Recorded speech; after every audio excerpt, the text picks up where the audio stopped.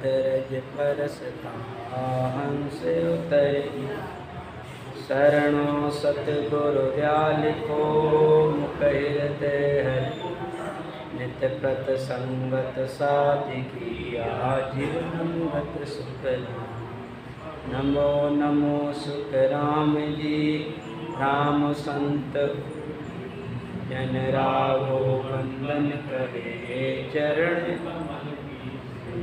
नमो राम केवल ब्रह्म सतगुर सतभगु जन सुख सारण बंदन करे आदि राम गुरुदेव जी को श्री श्री आनंद बार बार श्री सवे संता को पर मरे पर के माँ प्रणाम सहित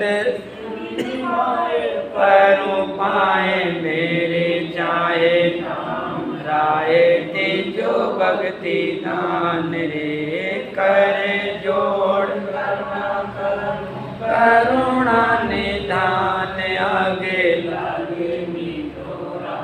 नामो को मेहरबान रे सुनु तो राम सुनु तो राम वाणी में कहूँ तो राम बखान रे नाम के प्रतीत नाम को प्रकाश की जो नाम की प्रतीत सुख दिन बोलो अनंत श्री दरियाव जी महाराज ने दिन हो परम दयाल सदगुरु सुखराम जी महाराज ने अनंत श्री राघोदास जी महाराज ने दिन अनंत श्री सुखसारण जी महाराज ने दिन राम गुरुदेव जी महाराज ने सतगुरु वाणी जी महाराज ने राम सवासु राम जी राम राम मारो राम जी महाराज की असीम कृपा से सतगुरुदेव की दया और मेहर से चतुर्मास के पावन दिनों में नाम की प्रतीक वर्तमान श्रवण कर रहे थे। वर्तमान को श्रवण करेंगे उससे पहले अभी अभी हमारे आदरणीय माठ साहब ने बहुत ही सुंदर एक हरजस का उच्चारण किया और कहा भाई इस हरजस का अर्थ समझाओ। महापुरुषों के शब्द हैं, महापुरुषों के शब्दों का अपने चिंतन नहीं कर सकते हैं। अपने क्या सामर्थ्य है महापुरुषों की वाणी का हम अर्थ कर सकें। संतों घर ही में बैरागा, हम घर में ही रह करके बैरागी हो सकते हैं। कैसे हो सकते हैं? तुलसीदास जी महाराज की साख है, कर वेद कर में करो वेद नाना, कर वेद कर में करो वेद नाना, मन राखो जहाँ कृपा निधाना, मन राखो जहाँ कृपा निधाना। कर बिन कर्म करो विदनाना, मन राखो जहाँ कृपा निधाना। हमारा मन कहाँ होना चाहिए? हमेशा प्रभु के चिंतन में होना चाहिए। अपने हाथों से प्रभु से काम तो करना ही है। क्यों? परमात्मा ने शरीर दिया है तो हम काम किए बिना रह नहीं सकते। शरीर को रखने के लिए कुछ ना कुछ करना ही पड़ेगा। इसलिए अपने शरीर का व्यवहार करते हुए, शरीर का कर्तव्य करते हुए जो प्रभु को नहीं भूलते हैं वही तो बैरागी है, वही तो घर में बैरागी है। आपा उलट आपको देखे रहे राम ने लागा। बैरागी कौन है? आपा उलट आपको देखे, अंतर्मुख होना ही, अपने सब जगह से ध्यान हटा करके अपने अंतर्मुख होवे, अंदर अपने अंदर में उल्टे रहे राम लिव लागा। निरंतर राम जी क्या, राम जी से लिव लगाता है, चिंतन करता है, वही बैरागी है। संतों डर ही में बैरागा, आपा उलट आपको देखे रहे राम लिव लागा। घर में जोग जुगत ही घर में, घर बन को एको कीना, दुई को जीत तीन को त्यागे चौथे चेतन कीना। घर में जोग जुगती, घर में, घर कहते शरीर कर लिए, इस शरीर में ही जुगती है, इस शरीर में ही कहते ना कि जिव्या माई जोग है रे जिव्या माई भोग, और जीव करे आरोगता जीव लगावे रोग। हमारे अंदर ही जोग है, हमारे अंदर ही भोग है, हमारे अंदर ही विष है, हमारे अंदर ही अमृत है। जिव्या माई अमृत बरसे जिव्या माई जहर, जीव करावे मित्रता वो जीव लगावे बैर, जीव करावे बैर। तो हमारे शरीर में ही अमृत है, हमारे शरीर में ही जहर है, और हमारे शरीर के अंदर ही जोग है, अंदर ही जुगती है। घर बन एको कीना, दुई को जीत तीन को त्यागे चौथे चेतन कीना। दुई को जीत तीन को त्यागे, दुई को जीत या माया ब्रह्म से बैरागी कौन होता है कि माया ब्रह्म से भी आगे पहुंच जाए। तीन को त्यागे, रजोगुण तमोगुण सतोगुण इनको भी त्याग देवे, चौथे चेतन कीना, चौथे चेतन चीना। चौथा किसको कहते हैं? पिंड खंड ब्रह्मांड से आगे जो परमात्मा का देश है उसको चीना, उसको पहचानना है। जो कोई त्याग भयतन जोगी, मन कर त्यागे नाही, सांसा मिटा न भया निसके राग दुष दिल नहीं। कुल को छाण भया जगलीना, मस्तक मूछ मुंडाया, मैथे मान विषया तन भरिया, मिथ्या जन्म गमाया। अब अपने जगत किसको बैरागी कहते हैं? अपने संसार के बैरागी, इनको घर परिवार छोड़ दिया, बस मूड मुंडा लिया और सन्यासी बन गए, बस बैरागी बन गए। लेकिन वो बैरागी नहीं है। बैरागी तो वो है जो अपने अंतर्मुख होवे, अंतर्मुख होवे, जिसको जगत से कोई मोह नहीं है, निरंतर परमात्मा के चिंतन ध्यान में लगा रहता है, वो बैरागी है।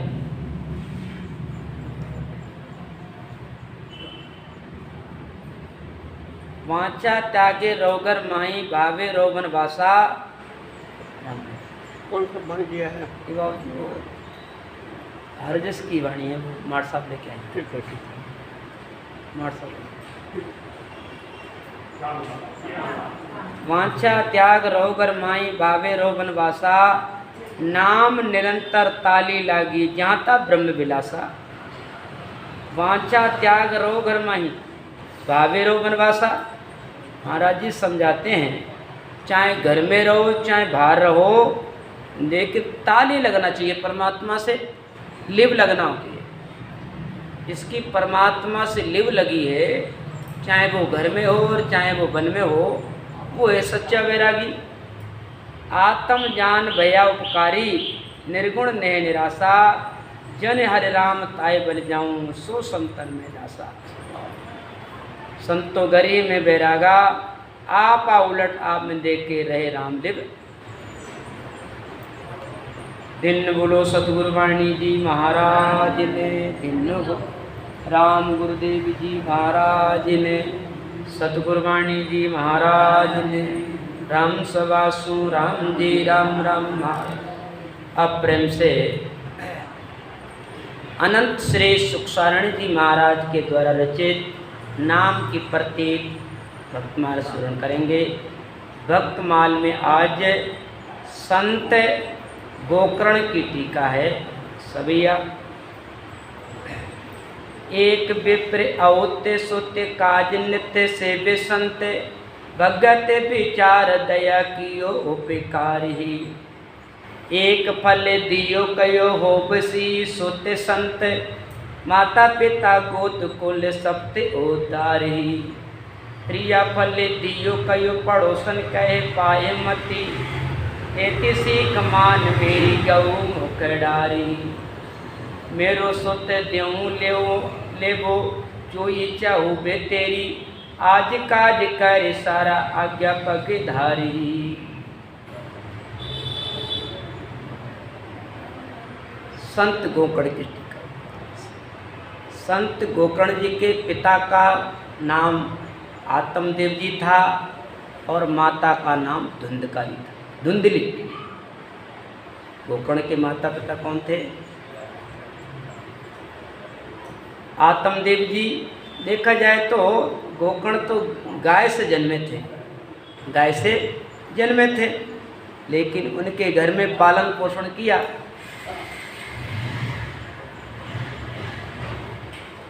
तो गोकर्ण जी महाराज कैसे जन्मे, इनका नाम गोकर्ण क्यों रखा गया? एक बार की बात, आत्मदेव नाम के ब्राह्मण बड़े ज्ञानी पढ़े लिखे विद्वान थे, खूब अपने नित्य नेम से पूजा पाठ ध्यान स्मरण करते थे और घर में किसी प्रकार की कोई कमी भी नहीं थी। अन्न की जगह अन्न, धन की जगह धन, सब कोठार भंडार भरे हुए थे। एक कमी थी, इनके संतान नहीं थी। संतान ना होने से बहुत दुखी, विचार करते हैं जिस घर में संतान नहीं वो घर बेकार है, जिस घर में धन है संतान नहीं वो धन बेकार है। इस बात को लेकर के संतानहीन जीवन भी बेकार है। इस तरीके से बड़ा दुखी थे आत्मदेव जी। एक दिन की बात, बोले ऐसे जीवन से तो बताओ संतान नहीं है तो कैसा सुख, ऐसे जीवन से तो त्याग देना ही ठीक है। अब आत्मदेव जी अपने प्राण त्यागने के लिए वन की तरफ जाते हैं। वन में जाकर के वहाँ अपने चिंतन करते हैं, ध्यान करते हैं, विचार करते हैं क्या करूं कि क्या नहीं करूं। विचार करते हुए आत्मदेव ने देखा एक महात्मा जी नदी के किनारे पानी पी रहे हैं, उनको पानी पीते हुए देखा। अब उस आत्मदेव जी उस सन्यासी महात्मा के पास गए और जाकर के उनको प्रणाम किया और लंबे लंबे सांस में लंबी लंबी सांस भरने लगे, उदास होने लगे, रोने लगे। तो आत्मदेव जी ने महात्मा जी ने कहा, भाई ब्राह्मण क्या बात, इतना दुखी उदास क्यों? आत्मदेव जी कहते हैं, प्रभु गुरुदेव घर में सब सुख सुविधाएं हैं, एक संतान नहीं है मेरे, आप कृपा करो मेरे कोई संतान हो जाए। वो महात्मा जी त्रिकालदर्शी थे। उस महात्मा जी ने आत्मदेव के ललाट को देखते ही उन्होंने बता दिया कि आत्मदेव जी ऐसा करो, आपके भाग में संतान का सुख नहीं है, इसलिए आप ये चिंता छोड़ो और प्रभु का भजन ध्यान करो। अब आत्मदेव ने हट कर ली, नहीं गुरुदेव हमको संतान चाहिए, संतानहीन जीवन व्यर्थ है, संतान नहीं है जीवन वो घर बेकार है, आप कृपा करो। अब महात्मा जी बहुत समझाते हैं, कहते हैं आत्मदेव जी आपके भाग में संतान का सुख नहीं है। वो तो हट पकड़ के चरणों में पड़ गए, फूट फूट के रोने लगे। महात्मा जी को दया करना आ गई। महात्मा जी ने कहा, एक उनके पास फल था, महात्मा जी ने आत्मदेव जी एक फल दिया और फल दे करके कहा, देखो ये अपनी पत्नी को खिला देना और उनको बोल देना एकांत में रहे, प्रभु का ध्यान करे, खूब सेवा करे, परमार्थ करे, धर्म पुण्य करे और ये फल खा लेगी तो आपको एक बहुत सुंदर पुत्र होगा जो आपकी सेवा करेगा, आपकी सेवा करेगा। आत्मदेव जी फल लेकर के आ जाते हैं और अपनी पत्नी को देते हैं कि देवी ये फल, आप इस फल को जीम लो और आप अपने एक बहुत सुंदर संतान की उत्पत्ति होगी। अब धुंधकारी ने फल को ले लिया, फल को लेकर के विचार करे इसको खाऊं कि नहीं खाऊं, अगर मैं इसको खा लूँगी गर्भ ठहरेगा, पेट मोटा हो जाएगा, कोई संकट आ गया, कोई घर में आग लग गई तो मैं कैसे दौड़ पाऊँगी, कैसे भागूंगी, या किसी ने राजा ने चढ़ाई कर दी हम कैसे भागूंगी, फिर मेरा खाना पीना छूट जाएगा। फिर थोड़े दिन बाद क्या होगा कि मैं तो चारपाई पे लेटी होंगी और घर में जो देवरानी हैं, ननद भाई हैं, ये तो माल जीवेंगी, चारपाई पड़ी होंगी, इसलिए ऐसा फल मेरे को नहीं खाना है। एक दिन वो धुंधली अपने पड़ोसन के पास पहुंची, बोली बहन क्या बताऊं, मेरे पतिदेव फल लेकर के आए हैं, का ये फल खा लो बढ़िया संतान होगी। अब बताओ ये फल खाना क्या ठीक है, खाली झंझट मुँह ले लो, कितना कष्ट होता है संतान के जन्मते समय, ऐसे फल नहीं खाने देते। तो जो पड़ोसी थी उसने कहा ऐसा कर, एक ये फल है ना, ये फल तू गाय को खिला दे और मेरे जो संतान होने वाली है, मेरे संतान होगी तो मेरे पति को धन दे देना, मेरे पति को धन दे देना और ये मैं अपना पुत्र मैं तेरे को सौंप दूंगी, लेकिन तू अभी से नकल बना ले अपनी, फल खा करके और अपने पतिदेव को बता देना कि देखो अब खुशी होने वाली है और पेड़ से कपड़े बांध लेना, पेड़ से कम निशानी तो रहे, पता तो चले। अब वो धुंधली नाटक करने लगी। 3-4 महीना के बाद वो अपने पेड़ से कपड़े बांधने लगी। उधर पड़ोसन के पुत्र जन्मा, पुत्र जन्मते ही वो पुत्र को यहाँ ला करके सुला दिया, धन लेकर के चली गई।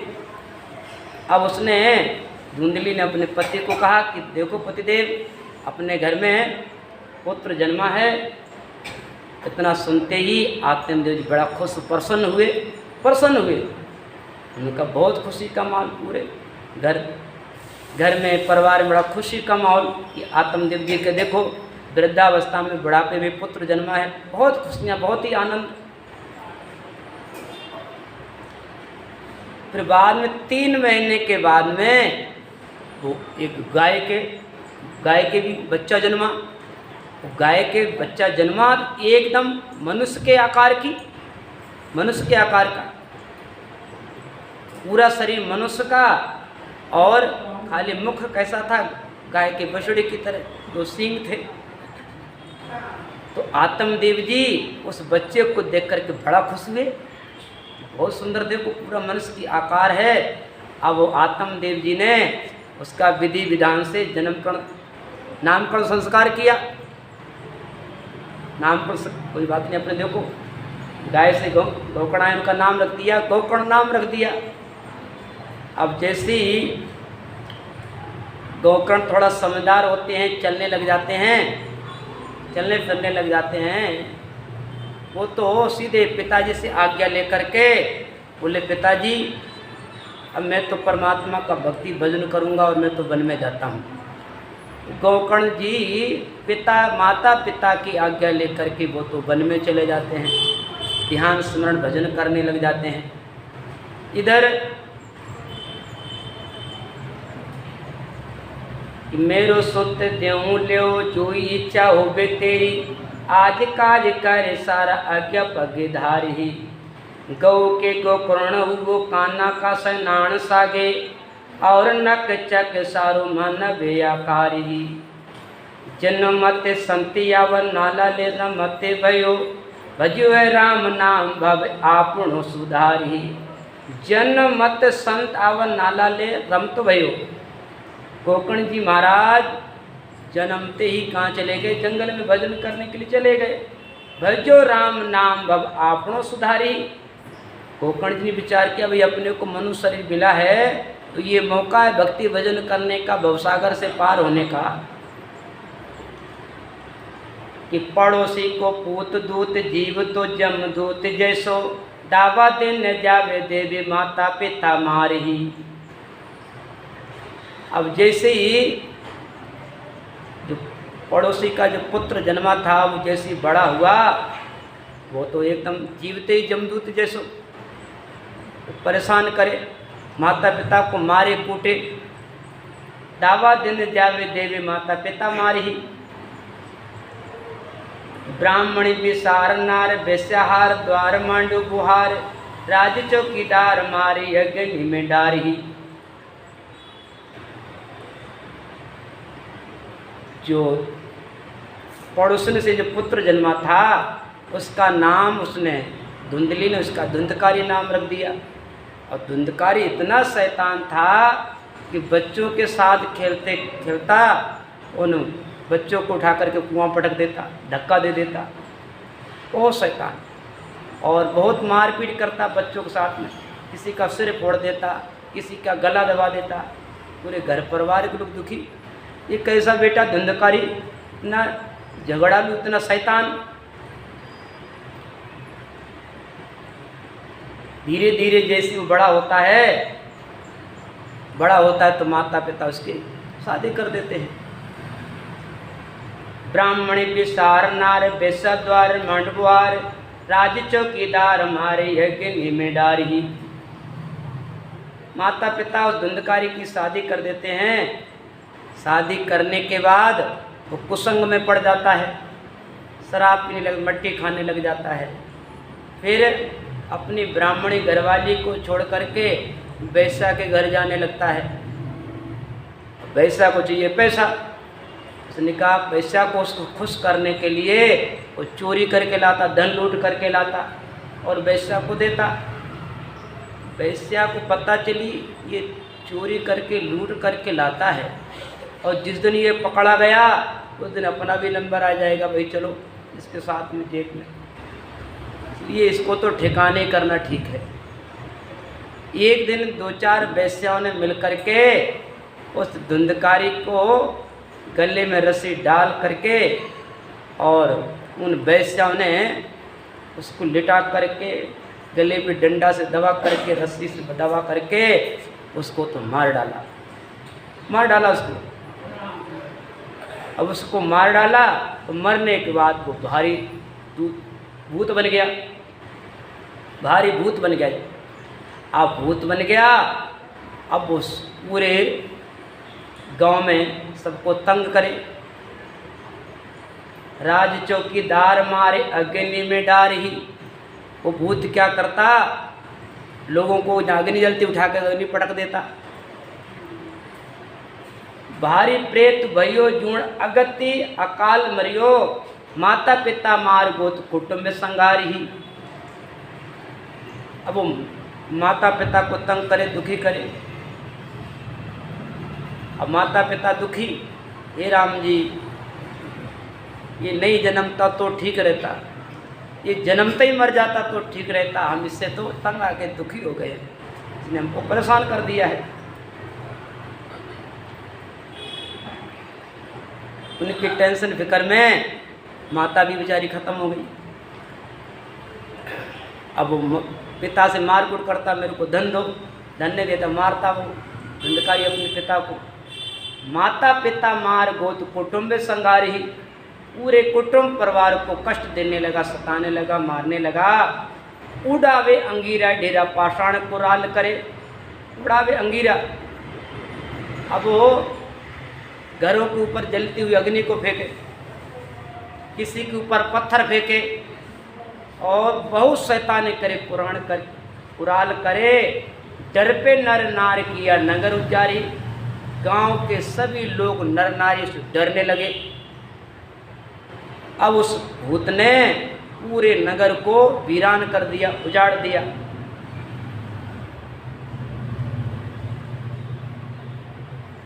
अब एक दिन की बात, जातरा कुटुंबकरण गोकर्ण रमतो आयो, पायो है न गोत आयो प्रेत धुंधकारी।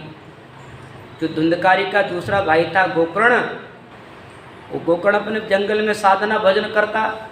एक दिन भ्रमण करते करते वो कोई अपने गांव आया, उसको बेचारे चलो अपने परिवार में चलते हैं, अपने हालचाल देखते हैं, उनको मिल कर के आते, आखिर माता पिता हैं। जैसे गोकर्ण संत घर पे आते हैं तो पायो न गोत आयो प्रेत धुंधकारी। जैसे उसने घर में प्रवेश किया, देखते घर में कोई दिखाई नहीं देता, पूरा गांव वीरान है, कोई नहीं दिखाई, ना कोई माता, ना कोई पिता, ना कोई भाई दिखाई देता है। अब वो गोकर्ण क्या देखता, जहाँ अपनी जन्मभूमि है, अपना घर बना हुआ था पुराना खंडर, उस घर में अपने एक चादर बिछाई, अपने राम जी का नाम लिया, और जैसे आराम विश्राम किया, उस मकान में से एक रोने की आवाज़ आई,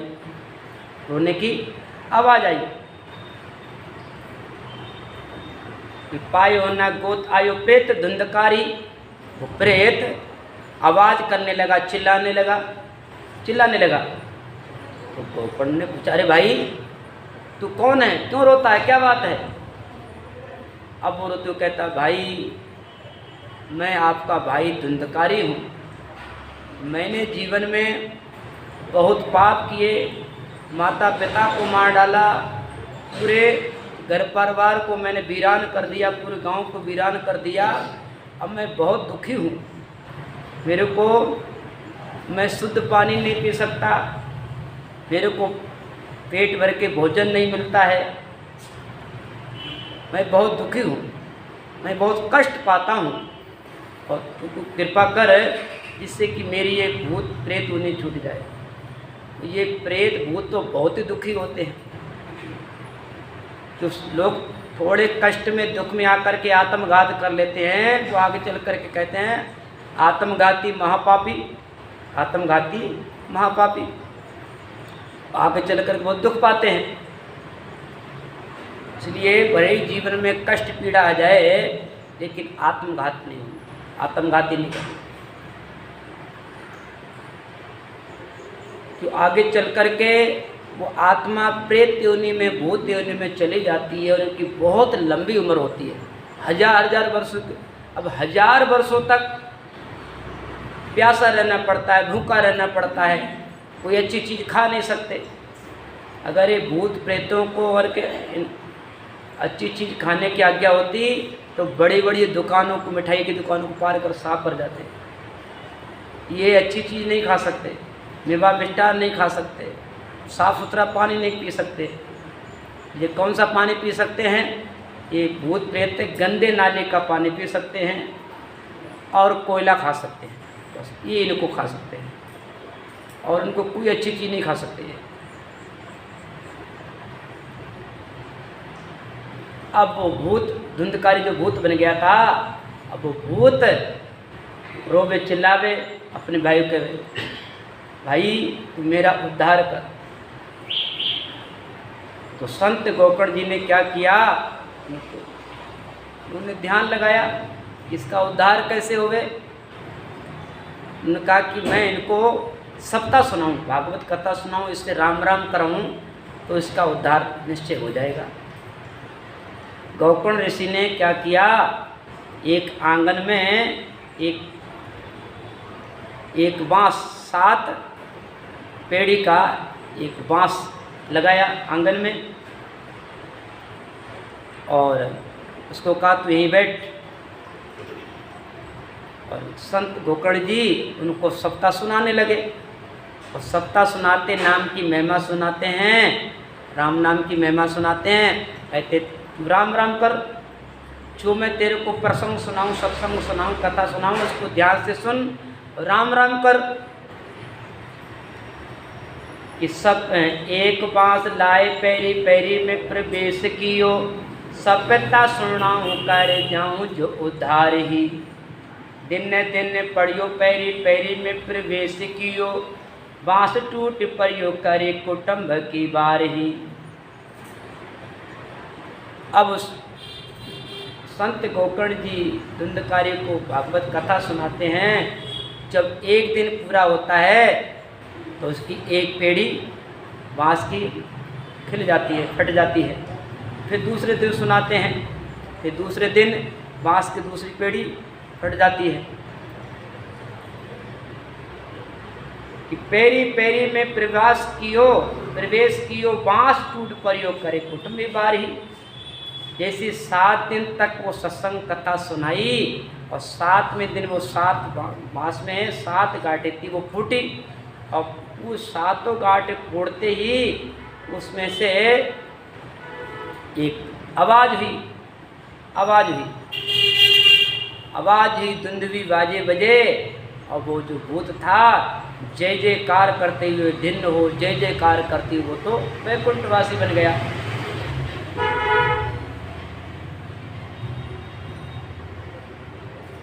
भागवत में महात्म सत्य वही, भागवत में महात्म सत्य वही सारे कयो नृप, परीक्षित सुनायो सुख मुख कियो पार ही। जैसे सुखदेव जी महाराज ने राजा परीक्षित को 7 दिनों में भागवत कथा सुना करके भजन करा करके उसको उपरांत वृत्ति बना दिया, उपरांत वृत्ति कर दी। उसके संसार से, घर परिवार से आसक्ति को हटा दिया। किसी में उसकी आसक्ति नहीं, बस एक सी आसक्ति है कि जगह उनका ध्यान प्रभु से जुड़ गया, प्रभु से उसका ध्यान जुड़ गया। दरबार में तक्षक नाम ने काटा, अब शरीर है भाई, शरीर को चाहे काटो, चाहे बांटो, चाहे जलाओ, चाहे गढ़ो, वो पहले से ही जो ध्यान वृत्ति में पहुंच जाते हैं उनका मोक्ष हो जाता है, उपरांत वृत्ति जिसकी हो जाती है। कहते हैं ना फिर जीते जी मोक्ष। जीते जी मोक्ष किसको कहते हैं? जिसका ध्यान परमात्मा से जुड़ जाए, ध्यान अवस्था में पहुंच जाए और ध्यान अवस्था में जो शरीर का त्याग करते हैं तो मोक्ष में चले जाते हैं। जीते जी मोक्ष।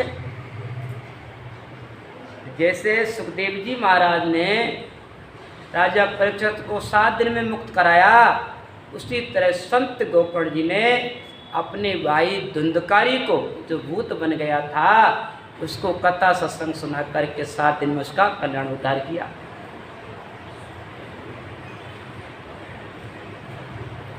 तो ये सत्संग, ये राम नाम का बड़ा प्रभाव है। ये सत्संग कथा से, सत्संग से, राम नाम से बड़े बड़े पापियों का उद्धार हो जाता है। राम जी के नाम से पतित भी पावन हो जाते हैं। संत गोकर्ण टीका संपूर्ण हुई। सबैया मनोरचन नाम के प्रत्येक ब्रह्म भगत कौन सयो तेज सिंह अवतार उबा पीठ पाचे आण रे। नाम के प्रत्येक फाटे मूर्त ने वायु संत भूपत जय सिंह नहीं जान ब्रह्म ज्ञान रे। नाम के प्रत्येक शिष्य सतगुरु को करतो सेवा, नाम की प्रत्येक शिष्य सतगुरु की करतो सेवा, सब तीर्थ करे आव तो स्नान रे। नाम की प्रत्येक हनु की निरंकार धुन, नाम की प्रत्येक सो को सारण साची आण रे। अभी सूक्ष्म शब्दों में टीका कही, अब इनको हम विस्तार से श्रवण करेंगे। अब है आगे एक ब्रह्म भगत की टीका सबैया। एक कोई ब्रह्म भक्त था, ब्रह्म भक्त कहते हैं ब्रह्म भक्ति करने वाला, परमात्मा की भक्ति करने वाला, उसको कहते ब्रह्म भक्त। हम यहाँ जितने बैठे हैं ना, हम सब ब्रह्म भक्त बैठे हुए हैं। हम परमात्मा की भक्ति करते हैं। हमारा एक ही आधार है राम जी, एक ही आधार है सतगुरु और राम जी। इसलिए हम सब यहाँ ब्रह्म भक्त कहलाते हैं। एक होता सुरगुण भक्त, एक ब्रह्म भक्त कहते ना। एक सुरगुण भक्त, एक निर्गुण भक्त। तो सुरगुण भक्त किसको कहेंगे? जो अवतारों की भक्ति करता है, नवदा भक्ति करता है, उसको सुरगुण भक्त कहते हैं। निर्गुण भक्त किसको कहते हैं? ये परमात्मा का ध्यान करे, राम जी का भजन करे, उसको ब्रह्म भक्त कहते हैं। तो ये ब्रह्म भक्त की टीका है। एक ब्रह्म भगत रात दिन रतो, ब्रह्म ही सुमन की प्रतीत, बिन माया भर माँ वही, बस 50 ब्रह्म निराकार गायो, तीन पेरकार प्रचा जाम एक हो न पावही, वाणी जो आकाश करे हरे जो अंदेशो मेरो, सुरगुण में रूप धार मोको समझावही, घट पर जो घट माया तम परमात्म सोधे, गुरु पर मोद मोह प्रतीत जो आवही, सुरगुण बलि बपधारे, मारे दाणु दैत संत सुर तारे, नर नार पोता पोता गावही, निराकार तजु भजु आकार नरसिंह रूपे, दायो आयो पीछे खड़ा संत व्रत लावही, पीछे खड़ा काहे आए सन्मुख दर्शन देव, मेरा भाव यही देख ही हो हर सावही, सिंह कहे सन्मुख कैसे करे आऊँ संत, ब्रह्म भगत तेज सयो नहीं जावही, भले भले आय भले भले आया मेरा अंदेशा मिटाया, राम रंकार गया ध्यान ब्रह्म ही को ध्यावही, सो कुषाण ब्रह्म तेज उतारा न सयो कयो, सो ही ब्रह्म बजा मेरो मन पते आवही।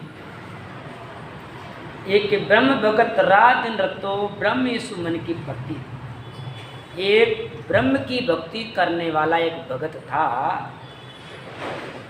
तो निरंतर अपने भजन करता, ध्यान करता, अपने सुबह शाम जब भी उसको समय मिलता अपने आसन लगा करके सांस सांस में राम राम राम राम करता। यानी राम भजन करते करते उसको 50 साल बीत गए। ये विचार किया, बताओ मैं 50 वर्षों से 50 साल से मैं राम राम कर रहा हूँ, मेरे को अभी तक भगवान नहीं मिले ना। तो मेरे को कोई आकाशवाणी हुई, भाई 3 पर्चा होते हैं, आकाशवाणी, एक बारी परिचय, घट परिचय। उस ब्रह्म भगत ने विचार किया, बताओ मैं 50 साल से राम राम करता हूँ, ना तो कोई आकाशवाणी हुई, ना कोई घट परिचय हुआ, ना कोई बारी परिचय हुआ, ऐसी भक्ति करने से क्या फायदा। उसने कहा कि वो भक्ति ठीक है। वो नरसिंह भगवान ने दर्शन दिए प्रहलाद को।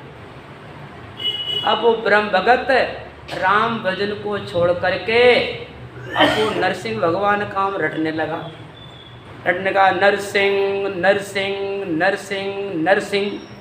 अब जैसे उसने नरसिंह नरसिंह रटा तो भगवान आकर के प्रगट हो गए, पीछे खड़े हो गए।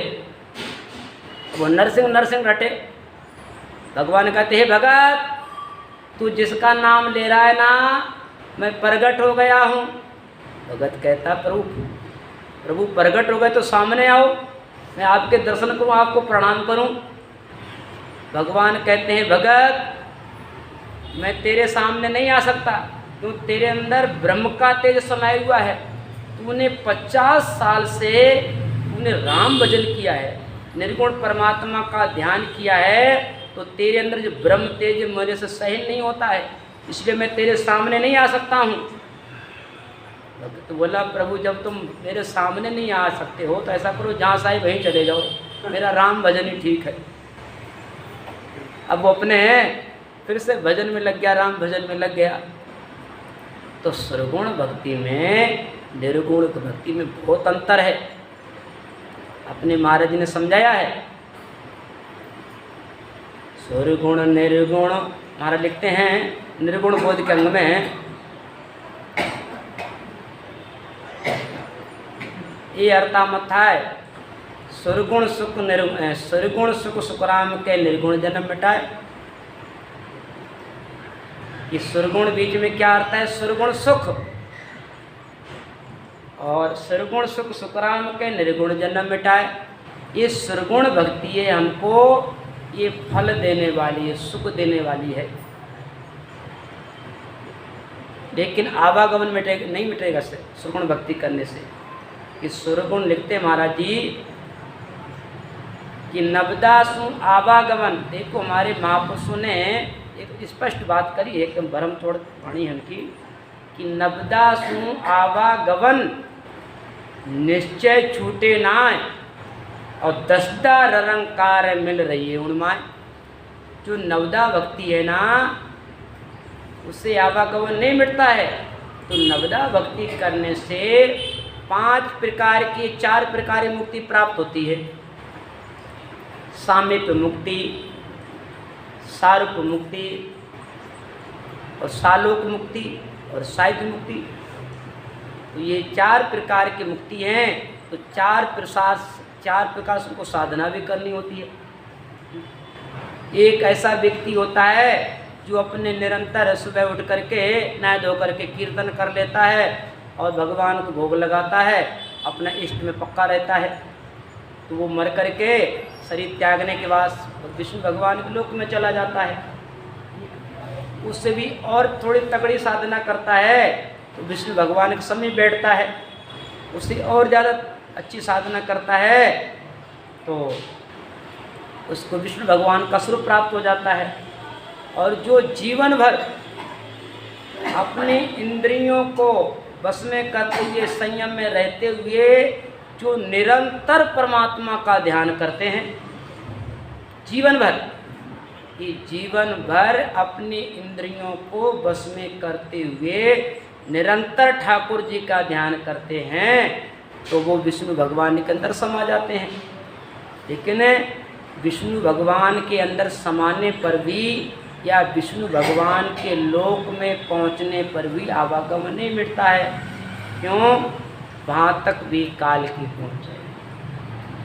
जब वो काल विष्णु को पकड़े और चाकर धणी गर्म में आवे, जब वो काल वैकुंठ लोग लग काल गिरा से, वही महापुरुषों के वचन है। ठीक, महापुरुषों के वचनों को सत्य मानना पड़ेगा।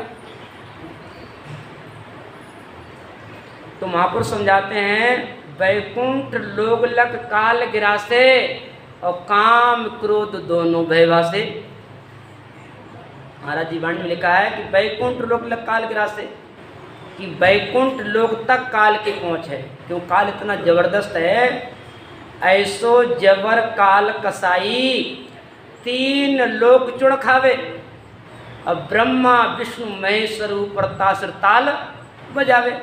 काल की इतनी पहुँच है कि वो ब्रह्मा विष्णु महेश्वर शक्ति को भी मिटा देता है। इतना जबरदस्त काल है। अब जो काल विष्णु को, शिव जी को ही मिटा देता है, तो वहाँ हम कैसे साबित रह सकते, बच सकते हैं? ये सुरगुण सुख, हाँ सुरगुण भक्ति करने से हमको सुख मिलेगा, मनवांछित फल प्राप्त हो सकता है। फिर आकारी को सेविया गर्भ तापने जाए, और जन सुखिया निराकार दे छिन में देत मिटाए। हम किसी आकार का, किसी फोटो का, किसी वस्तु का ध्यान करते हैं तो हमारा जो गर्भवास का ताप है, जन्म न मरना नहीं मिटेगा। जन सुखिया निराकार छिन में देत मिटाए। हम निराकार का ध्यान करेंगे तो हमारा क्षण में ही आवागमन मिट जाएगा। तो जब तक हम निराकार में प्रवेश नहीं करेंगे तब तक हमारा आवागमन मिटने वाला नहीं है। तो निराकार में प्रवेश करने के लिए महापुरुषों ने एक भेद को खोजा है, विधि बताई है। उस विधि से निरंतर प्रकट होता है। जैसे परमात्मा निराकार है, परमात्मा नहीं दिखाई देता है, परमात्मा निराकार है। और हमारे अंदर जो आत्मा है ना, ये आत्मा भी नहीं दिखाई देती है, ये भी निराकार है। तो ये आत्मा दिखाई नहीं देती, लेकिन ये आत्मा परमात्मा से कई जन्मों से बिछड़ी हुई है, अनंत जन्मों से। और जब तक इस आत्मा को परमात्मा में लय होने का साधन नहीं मिलेगा, तब तक ये आत्मा बार बार संसार में आती रहेगी, शरीर धारण करती रहेगी। जब ये आत्मा शरीर धारण करेगी, तब इसके जीवन में संकट और परेशानी दुख आएंगे। कि जब आकार देहधारी और विपता लार लगी अंतलारी, सुख चावे जहाँ दुकुट लागे, हर्ष करे जहाँ सांसो जागे। जब आकार देहधारी, जैसी ये आत्मा शरीर धारण करती है तो विपता अनंत लगे जिवलारी। शरीर धारण करते ही एक विपता नहीं, अनंत प्रकार की विपता लग जाती हैं। शरीर धारण करते ही एक समस्या नहीं, अनेकों समस्या खड़ी हो जाती हैं। एक जिम्मेदारी, अनेक प्रकार की जिम्मेदारी खड़ी हो जाती हैं। एक दुख नहीं, अनेक प्रकार के कुछ दुख लग जाते हैं। अब देखो संसार में सभी दुख है। जिन्होंने शरीर धारण किया है वो सुखी हो ही नहीं सकता। इतंदर सुखिया न कोई न देखा, जो देखा सो दुखी आवे। अपने महाराज कहते हैं, सरब दुखी लो और तंदर सुखी न कोई। सुर सब देव मिनक सो पंछी, सब में दुविधा हुई रहे। सुर सब देव मिनक सो पंछी, ये देवी देवता पशु पक्षी जीव जंतु मनुष्य प्राणी सब दुखी संसार में। कोई तन से दुखी है, कोई मन से दुखी है, कोई धन के बिना दुखी है, कोई तन दुखी, कोई मन दुखी, कोई तन दुखी, कोई धन बिन रहित उदास। थोड़े थोड़े सब दुखी, कोई सुखी राम का दास। तो जो हमारे जीवन में जो दुख लगा हुआ है, ये दुख कब मिटेगा? जिस दिन शरीर धारण नहीं करें। शरीर धारण कब नहीं करेंगे? जो हम साधना करते हुए निराकार में प्रवेश कर लेंगे। तो निराकार में प्रवेश करने का एक ही साधन है, वो विधि। तो जो सतगुरु विधि से भजन करते हैं तो निरंतर प्रकट हो जाता है।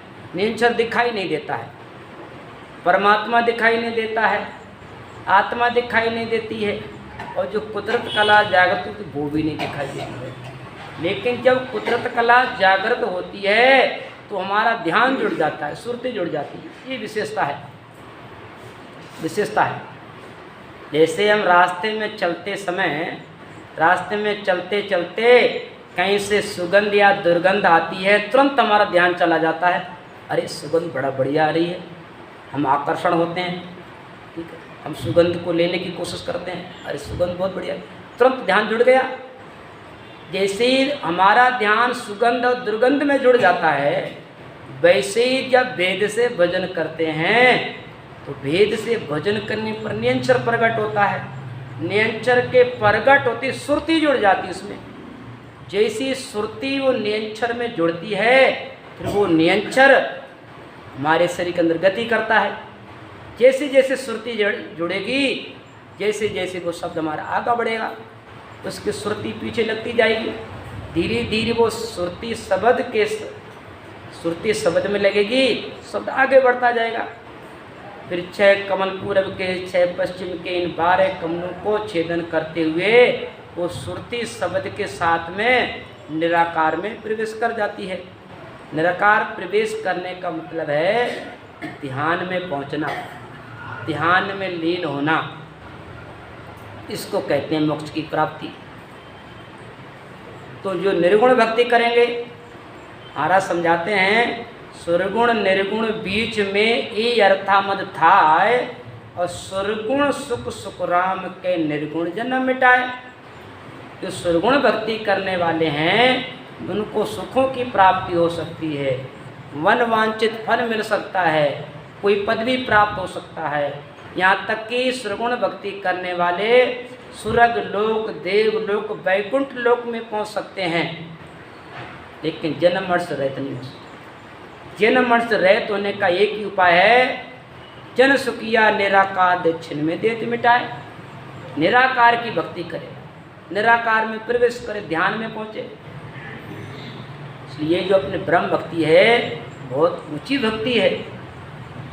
अभी जो ब्रह्म भक्त था ना, उसने 50 साल तक राम राम किया। उसने विचार किया कि 50 साल से मैं राम राम कर रहा हूँ, मेरे को ना कोई आकाशवाणी हुई, ना कोई घट परिचय हुआ, ना कोई भारी परिचय हुआ। ऐसी भक्ति व्यर्थ करना नहीं करेंगे।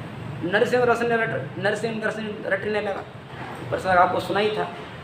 इसलिए अगर हमको या किसी को अनुभव नहीं हो रहा है तो हमारे अंदर ही कमी है। कोई भगवान में कमी, परमात्मा में कमी नहीं है। जब लग कह ब्यासो नहीं, जे सिमरण में ढील, जहाँ ब्यासो सुखराम के सब बातों की हील। हमको अनुभव नहीं हो रहा है तो कमी हमारे अंदर है, हमारे अंदर है कि जितना हमको भजन में समय देना चाहिए उतना हम समय नहीं दे पा रहे हैं। या तो ये कमी हो सकती है, या फिर जैसे जिस भाव से प्रेम और प्रीति से भजन करना चाहिए वो हमारे अंदर प्रेम प्रकट नहीं हुआ अभी तक। हमारे अंदर सच्चा प्रेम नहीं है, प्रीति नहीं है परमात्मा से। हमारे अंदर जीवन में वो उत्कंठा प्यास लगन ही नहीं है परमात्मा को प्रकट होने का। एक बार क्या हुआ कि एक चेला ने गुरु जी की 12 साल तक सेवा करी और भक्ति करी। एक दिन चेला बोला, गुरु जी बताओ, मैं 12 साल से भजन कर रहा हूँ, मेरे को अभी तक भगवान नहीं मिले। उसने कहा, चेला जी तुमको भगवान नहीं मिले, परमात्मा नहीं मिले, चलो भी तुमको मिलाते हैं। अब वो गुरुजी चेला को लेकर के नदी के किनारे पहुँच गए। और सामने देख, अब चेला तो नदी में पानी सामने देखने लगा और गुरुजी ने पीछे से धक्का दे दिया। जब धक्का दे दिया तो चेला जी तो पानी में जाकर के ऊपर नीचे, गुरुजी बचाओ, गुरुजी बचाओ, गुरुजी बचाओ। अब ऊपर नीचे डूबने लगा, चिल्लाने लगा। गुरुजी ने तुरंत अपने धोती खोली और कपड़े में ढीला बांधा और धोती को फेंका, उसको पकड़ा दिया, बाहर कर लिया, निकाल लिया। उन्होंने कहा, चेला जी तुम पानी में डूब रहे थे, क्यों इतने उतावले हो रहे थे? कह रहा, गुरुजी मेरे को प्राणों से पड़ी थी, आप बचा लो, आप बचा लो, आप बचा लो। तो गुरुजी कहते, देखो चेला, जैसे तुमको वहाँ पानी में डूब रहे थे ना, तुमको उतावली थी कि मेरे को कोई बचा ले, मेरे को कोई निकाल ले। जैसी बात तुमको वहाँ उत्कंठा लगी हुई थी ना, ऐसी उत्कंठा परमात्मा से लगे। हमारी वो उत्कंठा, वो लगन, विरह, करुणा अंदर से जगे, तब परमात्मा मिलते हैं।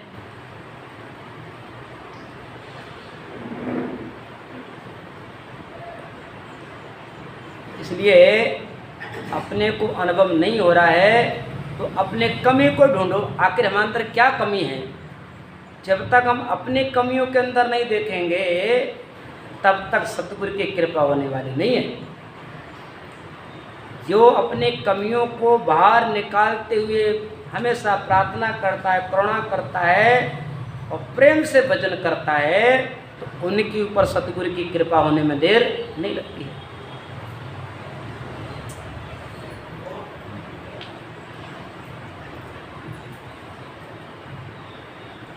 आगे है एक क्रमया, एक केवली भगत की टीका।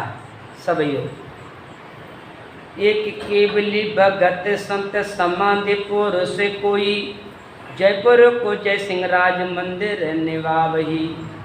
मंदिर में मूर्त गोविंद देव को आकार, निराकार को भगत निव्यासयो नहीं जावही। जाके रोम रोम तेज कोटक सूरज तपे, सेव सन काद जपे शेष लेवे लावही। जय सिंह जनासु जूझे मंदिर में मूर्त धुजे, जाके तेज कंपामान मूर्त फट जावही। सुख साण जय सिंह भूप जानो नहीं सत्य स्वरूप, चेतन स्वरूप संत जड़ को निभावही। बोलो राम। एक केवली भगत संत समाधि पुरुष हुई। ये कोई समाधि महात्मा थे, हमेशा ध्यान में रहते थे और मंदिर के अपने एक कोने से जहाँ ठाकुर जी का मंदिर बना हुआ था, उस मंदिर के एक कोने से अपने बैठ जाते थे, निरंतर अपने ध्यान में मग्न रहते थे। उस मंदिर में एक कोई जयपुर का राजा जय सिंह, वो कोई ठाकुर जी को प्रणाम करने के लिए आया, नमस्कार करने के लिए आया। अब उसने ठाकुर जी को नमस्कार प्रणाम किया, उसने देखा महात्मा जी कोने से बैठे हैं। राजा बोला, हे बाबा, तो भगवान को प्रणाम नहीं करो तो प्रणाम करो, काहे के महात्मा बन गए तुम? कम से कम तुमको भगवान की सेवा करना चाहिए, इनको नहलाना धोना चाहिए, इनकी आरती करना चाहिए, ठीक है, और इनके सामने के बैठ करके नाम जप करना चाहिए। क्या उधर बैठे एकांत में? अब वो जय सिंह संता से लड़े, अड़ाबिड़ी करे, उधर मंदिर में मूर्ति धूजे।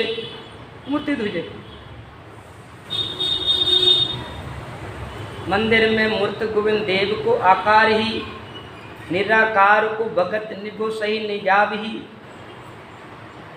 कि वो निराकार की भक्ति करता, उनको महात्मा जी को पता थी कि मैं उस निराकार परमात्मा का ध्यान करता हूँ, मेरे ऊपर कोई राम जी की कृपा है, और मैं कहीं पर सामने चला गया मूर्ति फट जाएगी, तो निराकार ब्रह्म का तेज सहन नहीं कर सकती। कि निराकार को भगत निभो सही निजाब ही, कि जाके रोम रोम जपे। समाधि महात्मा जिसके रोम रोम में रंकार की धुनी आती थी, करोड़ों करोड़ सूर्य का प्रकाश होता है जिसके अंदर, जाके रोम रोम तेज कोटक सूरज तपे, शिव सन कात जपे शेष लेवे लाभ ही। वो तो ब्रह्म ध्यान करते थे, जिस ध्यान को शिव जी, शंकर जी और शेष जी हमेशा उनका ध्यान करते हैं। तो जय सिंह जन नासों जूझे, मंदिर में मूर्त धूजे। वो जय सिंह महात्मा जी से अड़ाबिड़ी करे, उनसे लड़े, उधर मंदिर में ठाकुर जी धूजे। जाके तेज कंपामान मूर्त फट जाब सी।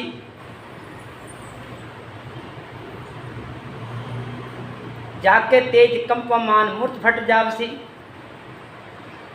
सुकुषाण जयसिंह भूप जानो नहीं सत्स्वरूप, चैतन्य स्वरूप संत जड़ी को निभाभी।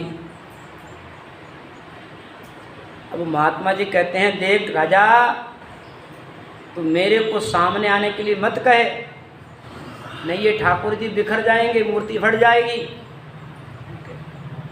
क्यों? उस ब्रह्म का तेज का ध्यान करने वाले थे। अब भाई जो चेतन की परमात्मा की भक्ति करने वाला, वो जड़ को क्यों सिर झुकाएगा?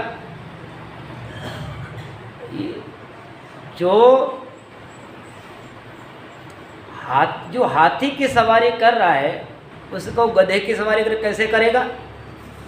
जो ऊंची क्लास की भक्ति कर रहा है, जो समाधि महापुरुष है, उसका भाई तू घंटा हिलाएगा क्या वो? तो जो निर्गुण भक्ति करने वाले हैं, उनको सुरगुण भक्ति करना शोभा नहीं देता है। हाँ, सुरगुण भक्ति करने वाला निर्गुण की भक्ति करेगा तो उसका उत्थान हो जाएगा। हमारे ऐसे कई महापुरुष हुए जिन्होंने सुरगुण भक्ति छोड़ करके निर्गुण भक्ति में प्रवेश किया। पीपा दन्ना तिलोचक सन्ना सुरगुण करता भाई, और निर्गुण की कल कीमत पाई, राम नाम दिलाई। पीपा जी महाराज, तिलोकचंद जी, सदन जी पहले सुरगुण भक्ति करते थे, जब इनको निर्गुण भक्ति मिली उसको छोड़ करके ऊंची क्लास की भक्ति करने लगे। पीपा जी महाराज पहले देवी की भक्ति करते ना।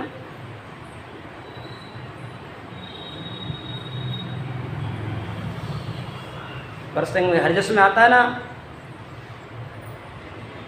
सन्मुख पीपा सु हाजिर हुई रहती और सन्मुख हुई दर्शन देती। माता सेब मुख जो होवे वो पीपो छोड़ राम क्यों ध्यावे। पीपा जी महाराज पहले देवी के भक्त थे, बड़ा पक्के भक्त थे। पीपा जी महाराज 1.25 मन दूध की खीर बना करके देवी को भोग लगाते और देवी उसकी भक्ति से प्रसन्न होकर के प्रकट हो जाती, प्रकट दर्शन देती। पीपा सु हाजिर हुई रहती और सन्मुख हो हुए दर्शन देती। एक दिन की बात कि पीपा जी महाराज सो रहे थे, तो सोते समय उनको एक सपना आया कि मैं गहरे खाड़ा में गिर गया हूँ। अब ठहरे, पीपा जी महाराज खाड़ा में गिर गए। अब वो देवी को बुलाते, हे माँ मेरे को निकाल, मेरे को बचा ले, मेरे को निकाल। देवी आई नहीं। थोड़ी देर में वो उनका सपना टूटा, ध्यान खुला, लरे मैं तो खाड़े में पड़ गया। मैंने देवी को बुलाया, देवी आई नहीं। देवी को आना चाहिए, रक्षा करना चाहिए। अब देवी पीपा जी महाराज ने सुबह अपने नाना धोना किया, जैसे पूजा पाठ किया और देवी को याद किया, देवी प्रकट हो गई। पीपा जी महाराज कहने लगे, देवी ये माँ, जब मैं रात को सोते समय खाड़े में गड्ढा में गिर गया था तो मेरे को क्यों नहीं निकाला? देवी कहती, बेटा मैं तेरे को धन दे सकती हूँ, तेरे को पुत्र दे सकती हूँ, तेरे को राजपाट दे सकती हूँ, लेकिन जो 84 का कुंड है ना खाड़ा, इस खाड़े से निकालने में सामर्थ्य मेरे में नहीं है। अगर तू 84 के खाड़े से बचना चाहता है तो काशी में एक रामानंद जी महाराज हैं, उनसे उपदेश लेकर के भजन कर। तब पीपा जी महाराज देवी की भक्ति छोड़ करके रामानंद जी महाराज को गुरु बनाया, उनसे उपदेश लिया।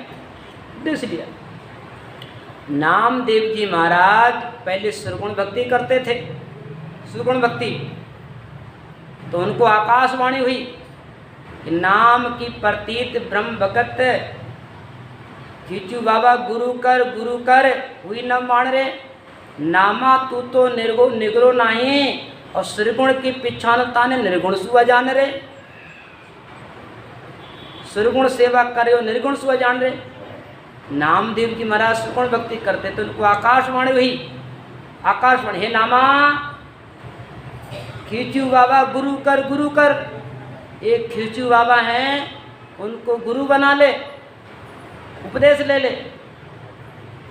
नामा तू तो निगरो नहीं, निर्गुण की पहचान ताने सुरगुण सुआ जान रे। अब तू सुरगुण भक्ति में लगा हुआ है, तू निर्गुण भक्ति की पहचान कर। निर्गुण नाम में न मिलो है न मुँह में कोई। आकाशवाणी के द्वारा परमात्मा कहते हैं, नामा निर्गुण नाम के बिना मेरे को कोई मिल नहीं सकता। ये सुन, एक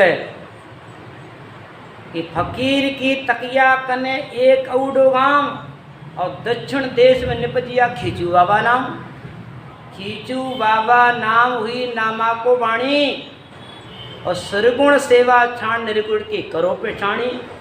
नाम में मिले न नाम बिन, नाम हमारा राम, फकीर की तकिया कने एक औडो गांव।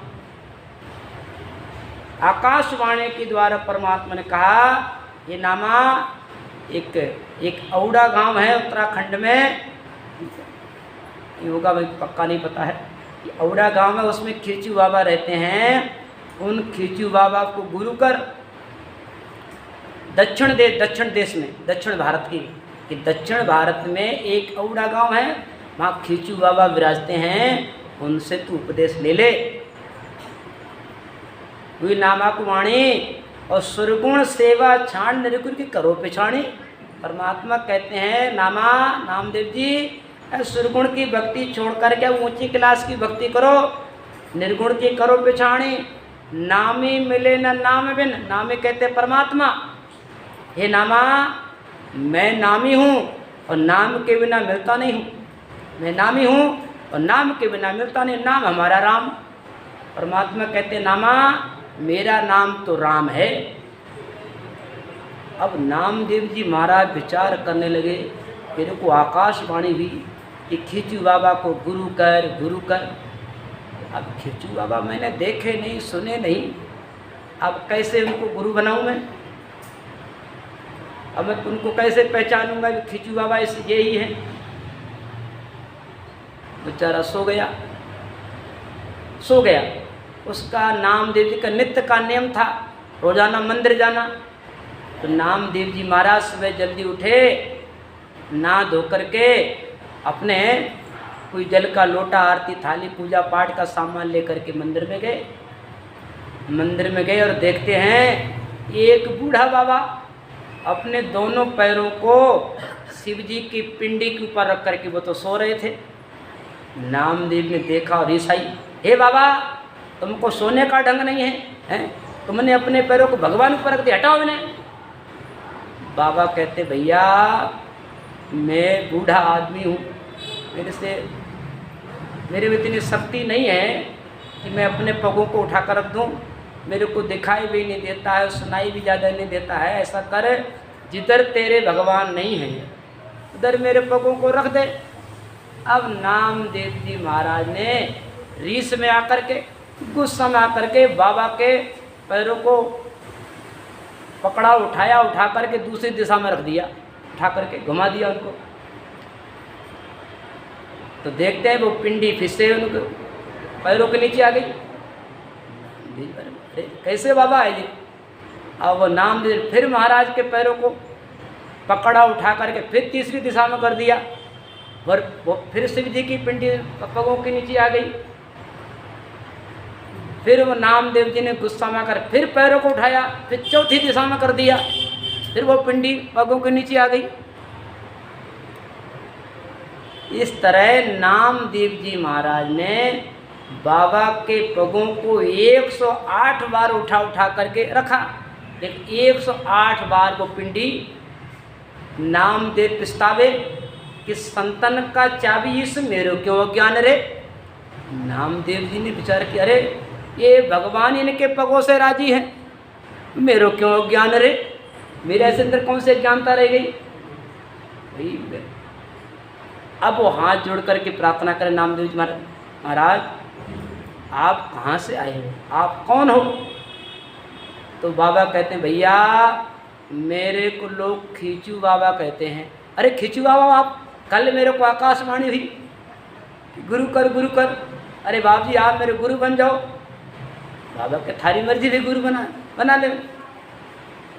तब नामदेव जी महाराज ने खींचू बाबा से उपदेश लिया, उपदेश लेकर के वेद से भजन किया और वेद से भजन किया तो उनको नियंत्रण की प्राप्त हो गई। अनुभव होने लगा, उनके अंदर नियंत्रण आ गया। अपने महाराज जी ने कई जगह प्रसंग आया है, कलयुग माय कबीर नामदेव दादू दरिया सोई, बा प्रताप बहुत ने पायो कालकों में तो। कलयुग संत कबीर नामदेव संत दादू दरिया सा नियंत्रण कल पाई। तो नामदेव जी का प्रसंग आया ना। तो नामदेव जी महाराज पहले निर्गुण भक्ति करते थे, जब इनको खींचू बाबा मिल गए, भेद मिल गया तो निर्गुण भक्ति करने लगे। बहुत ऐसे महात्मा हुए हैं, पीपा धन्ना तिलोचक सदना सुरगुण करता भाई, और निर्गुण की कल कीमत पाई, राम नाम लिबलाई। जब इन महात्माओं को निर्गुण का भेद मिला वो ऊंची क्लास की भक्ति करने लगे। भाई अपने जब कोई भी धंधा बिजनेस करते हैं तो पहले विचार करते हैं ना कि कौन से बिजनेस में ज़्यादा फायदा है। इसने कह दिया भाई उस बिजनेस जो तुम बिजनेस कर रहे ना इसमें फ़ायदा कम होगा, और जो दूसरा बिजनेस हम बता दो वो करोगे तो उसमें ज़्यादा फायदा होगा। तुम एक धंधा छोड़ कर दूसरा बिजनेस करने लग जाते हैं, लेकिन भक्ति में विचार ही नहीं करते हैं, जिसको देखा वैसे करने लग जाते हैं। भेड़ गति संसार की हाडे गड़े न हाड, देखा देखी पर देखा देखी खाट। किसी को देखा कोई भैरू की पूजा कर रहा तो हम भी करने लगे, ठीक है। किसी को देखा कोई गोगा जी की पूजा करता हम भी करने लगे, किसी को देखा कोई केले पे चढ़ रहा तो हम भी चढ़ाने लगे। ना कोई पूछना ना कोई जानना, और देखा दूनी करने लग जाते हैं। तो भक्ति भी समझ करके भेद से करना चाहिए कि कौन सी भक्ति से हम परमात्मा की अनुभूति कर हो जाए, तो कौन सा भेद है कि हमारा जन्मना मरना मिट जाए। भक्ति भी छानबीन के करना चाहिए, भेद से करना चाहिए। तो दिन बोलो सतगुरु वाणी जी महाराज ने, राम गुरुदेव जी महाराज ने। अब समय ने जवाब दे दिया है, अब सीधे बैठ करके थोड़ी देर राम भजन करो, फिर बाबू जी महाराज के द्वारा सत्संग सर्वण करेंगे।